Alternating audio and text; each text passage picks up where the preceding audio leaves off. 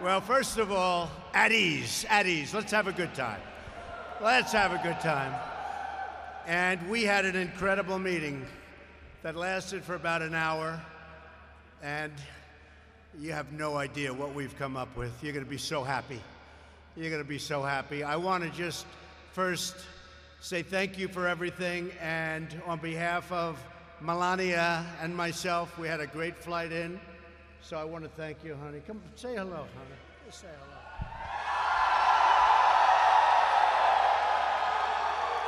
I'm very honored to be here tonight. Thank you for your service, for your sacrifice, and keeping us safe and free. I'm very proud of you, and on behalf of our nation, I'm wishing you a Merry Christmas and a happy and prosperous New Year. Thank you again, and to your families.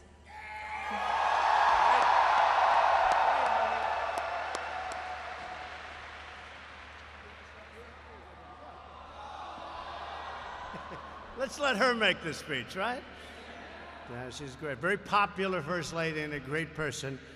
And I want to thank General LaCamera for the incredible job he's done. And I was just saying we had a meeting with him and some of your great representatives. And we have some ideas that are more than ideas that are going to be just, we like to win. Do we like to win?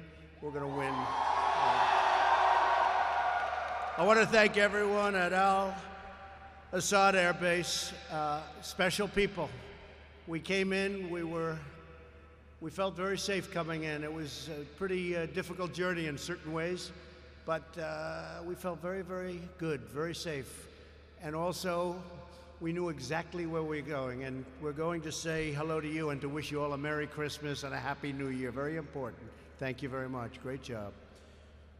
So Melania and I are thrilled to be here with the extraordinary men and women of the American Armed Forces, the greatest military, and especially as we get all of this billions and billions of dollars of new equipment that I approved over the last 2 years. You're getting such new equipment, your eyes are popping, right?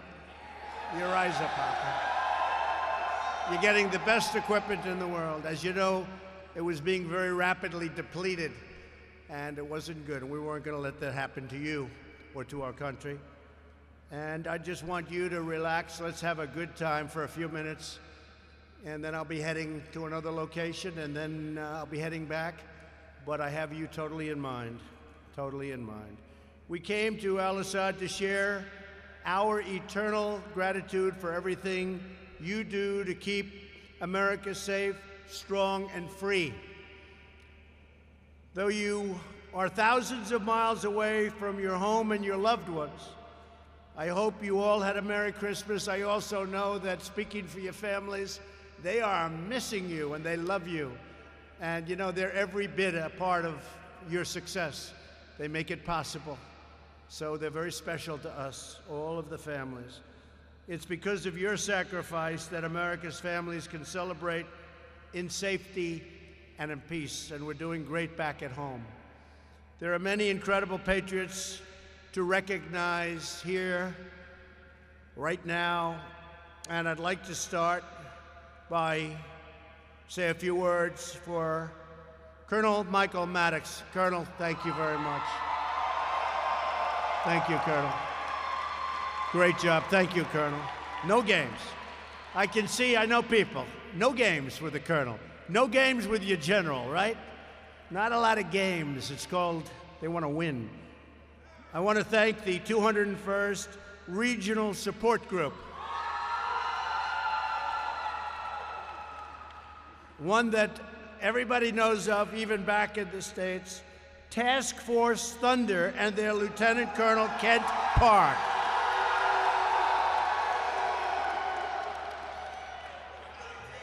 There's a reason for that name, Thunder, isn't there? The 443rd Air Expeditionary Squadron and their great commander, Major Dicey Ritz. Where is Dicey? Thank you. Great, fellas. Great. The 1st Expeditionary Rescue Group and their commander, Colonel Michael Gurshard. Where's Michael? Thank you. Thank you, fellas. The 3rd Cavalry Regiment and their commander, Colonel Jonathan Byram. Brigadier General Austin Renforth. Where's Austin? Austin. Thank you, Austin. Thanks, Austin. Everyone at the Special Operations Joint Task Force. Thank you. Where the hell are they?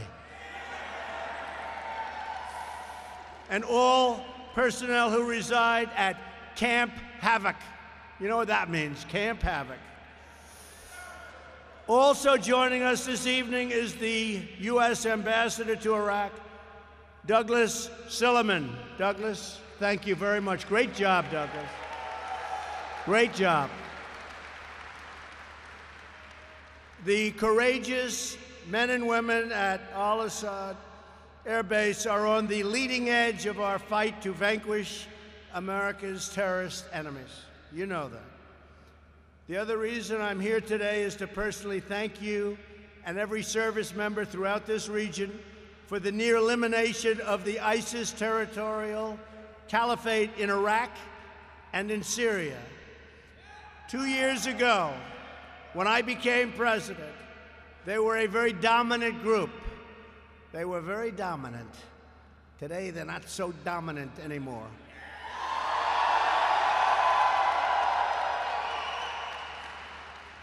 Great job. I looked at a map, and 2 years ago, it was a lot of red all over that map. And now you have a couple little spots, and that's happening very quickly. That's happening very quickly. You'll be seeing that. I want to just say great job. And we'll be watching ISIS very closely. We'll be watching them very, very closely. The remnants of ISIS. No enemy on earth can match the awesome strength of American soldiers, sailors, airmen, and Marines. Nobody's even close. And nobody is even close in terms of our equipment. We make the greatest equipment in the world. Whether it's missiles or ships or anything you want to name, we have the greatest in the world. The jet fighters, the new F-35, the super F-18s. We have the greatest fighter jets in the world. We make the greatest equipment in the world. But you strike fear into the hearts of our enemies and bring comfort to all of our allies and those who cherish peace. And we want peace. And the best way to have peace is strength.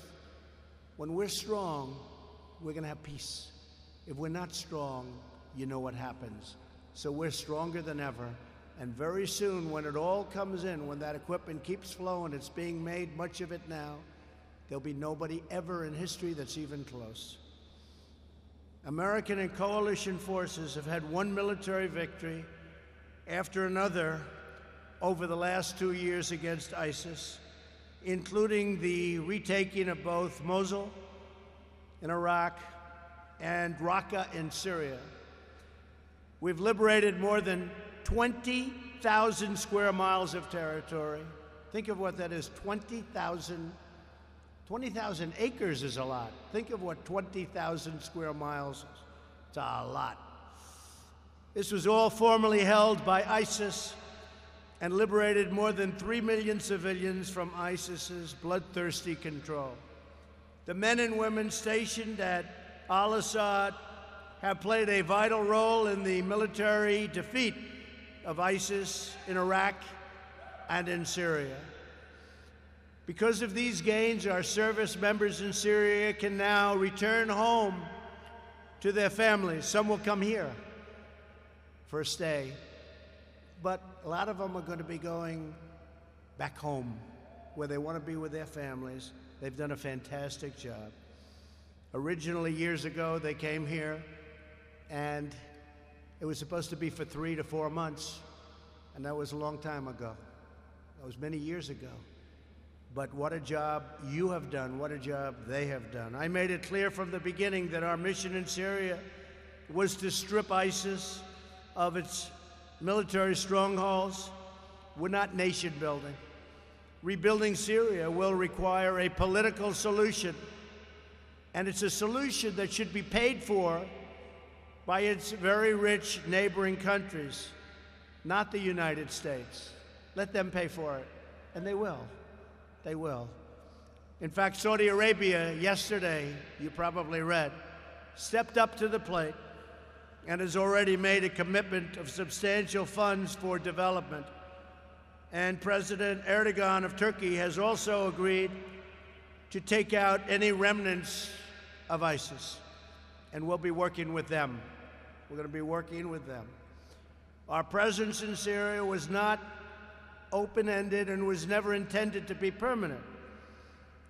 8 years ago, we went there for 3 months, and we never left. But now we're doing it right. And we're going to finish it off. 1 year ago, I gave our generals 6 more months in Syria. I said, go ahead, get them. And it turns out it was really 1.5 years ago. I said, go get them. We need 6 months. Go get them. Then they said, give us another 6 months. I said, go get them. Then they said, can we have one more, period of 6 months? I said, nope.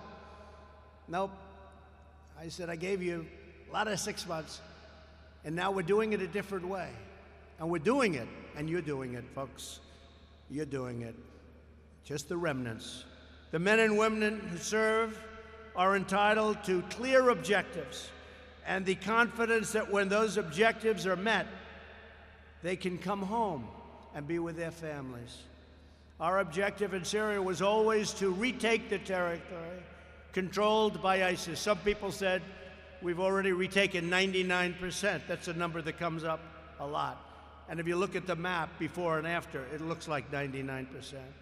Now that we have done so, the nations of the region must step up and take more responsibility for their future.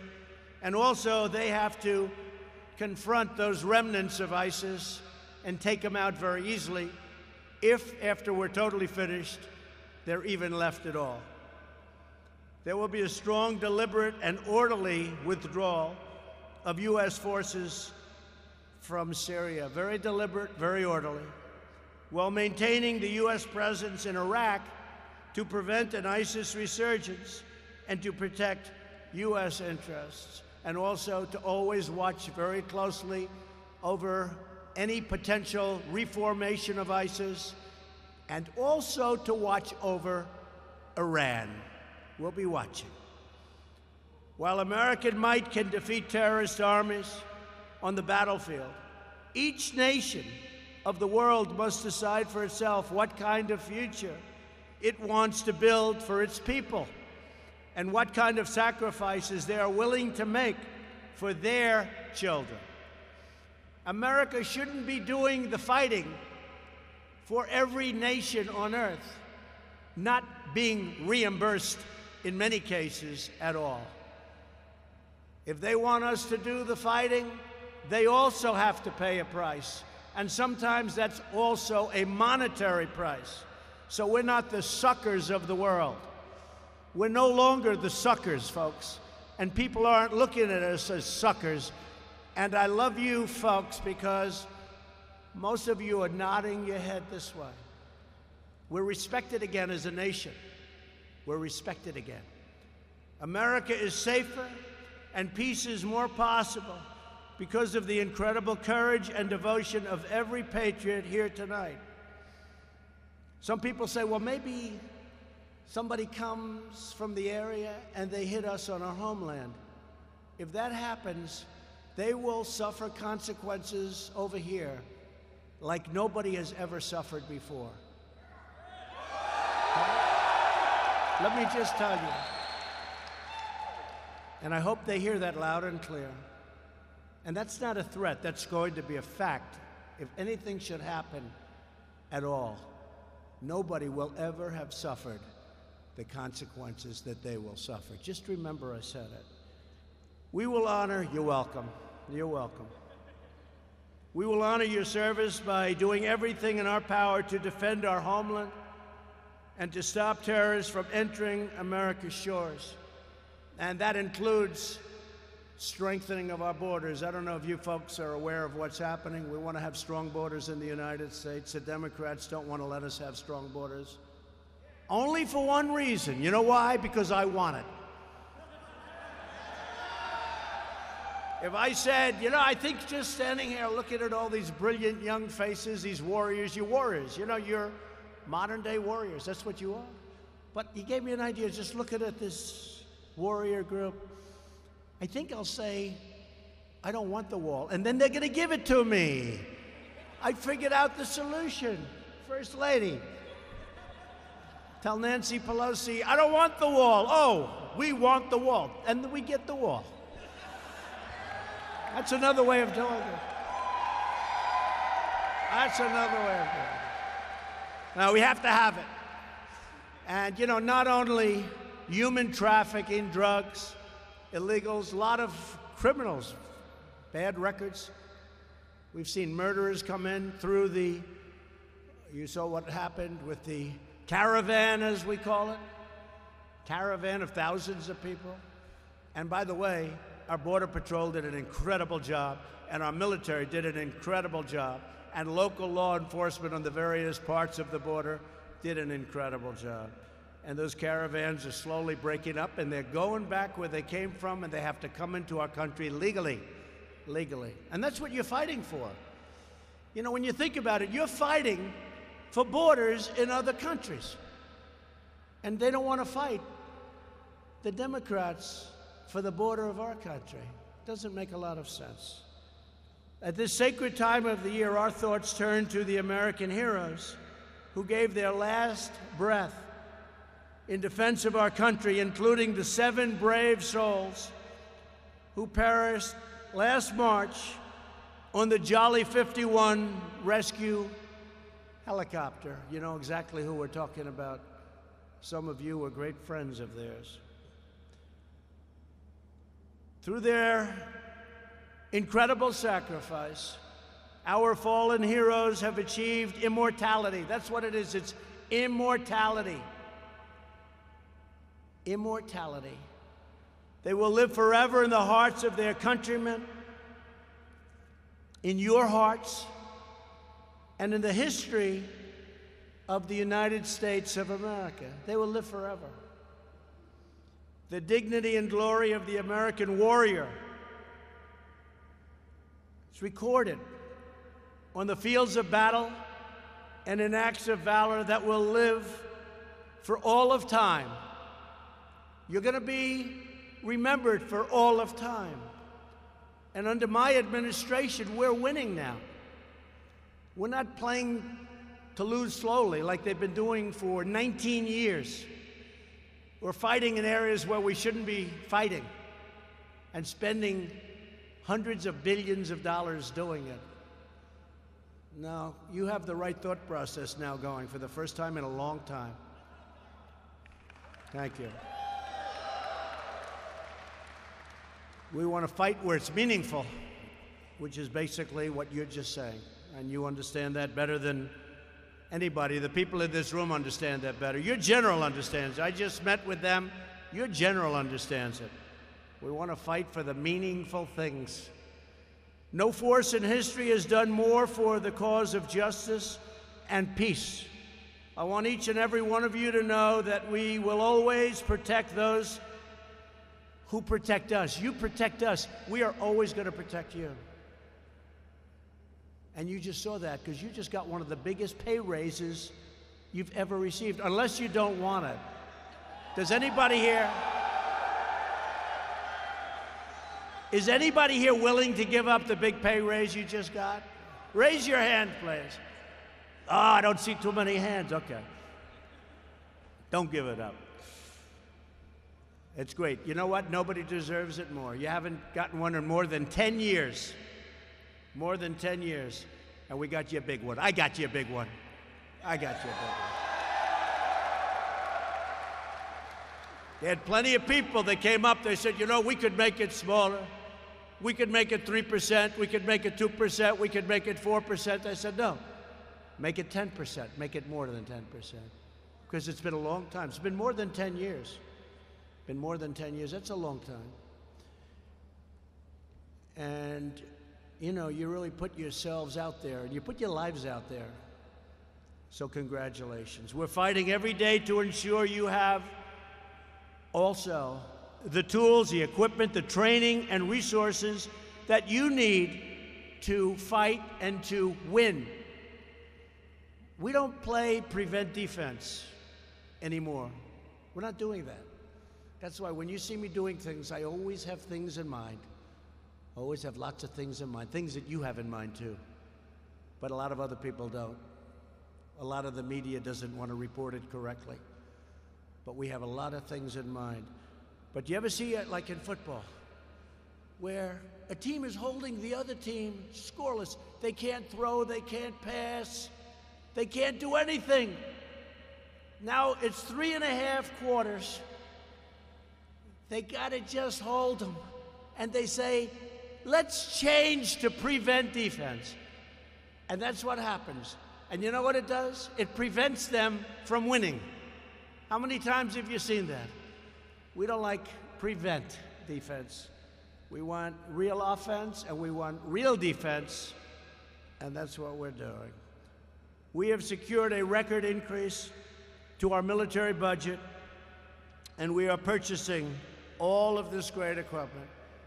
$700 billion last year, $716 billion with a B, with a B.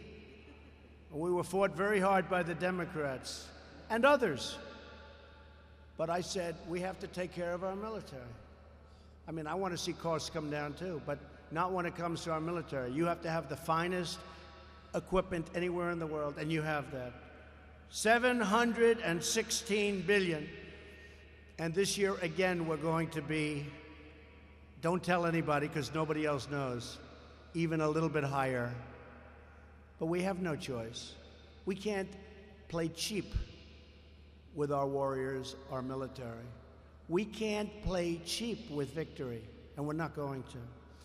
We understand the best way to preserve the peace is to be prepared for combat, and the surest way to prevent conflict is to be totally unyielding and totally ready for conflict if that should happen.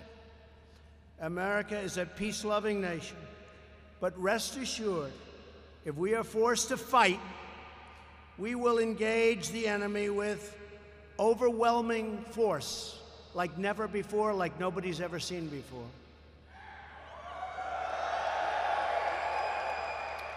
There is no military more capable, and now more lethal, more fearless, and more skilled than the United States Armed Forces. Nobody is even close. Our faith and confidence in you is absolute and total. You are the sentinels who watch over our nation. You are the warriors who defend our freedom. You are the patriots who ensure the flame of liberty burns forever bright. That's who you are. That's who you are. To everyone at Al-Assad Air Base and every American serving overseas, may God bless you. May God protect you. And may God always keep you safe. We love you, we support you, we salute you, we cherish you, and together we pray for justice, goodness, and peace on earth. We are putting America first for the first time in a long time, longer than anyone can remember. At the same time, we're here to help others. And for all of you that have those red caps, and I saw them before, I signed a lot of them, it says, "Make America Great Again." And you know what? That's exactly what we're doing. So we flew all night on Christmas evening. The First Lady, myself, John Bolton, and a lot of other great people on that plane. Thank you, John.